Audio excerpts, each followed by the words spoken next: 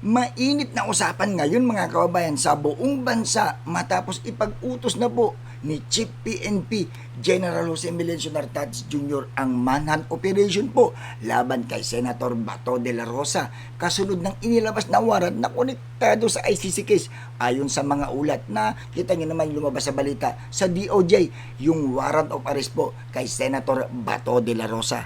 At para sa maraming Pilipino, ito ang klase po ng aksyon na matagal nilang hinihintay, ang pagpapatupad ng batas ng walang kinikilingan. Kamakailan po kasi mga kababayan, umani ng batikos ang ilang law enforcement agencies dahil sa umano'y mabagal daw na aksyon sa mga naunang operasyon. Pero ngayon, malinaw ang mensahe ng liderato ng PNP. Kapag may legal na proseso, kailangang ipatupad agad ito. Isang papuri rin po ang natanggap ni PNP Chief Nartates dahil sa sinabi niyang dadaan sa tamang proseso at due process ang operasyon. Walang shortcut, walang abuso, batas pa rin ang masusunod. Sa isang demokratikong bansa, hindi sapat ang ingay at politika.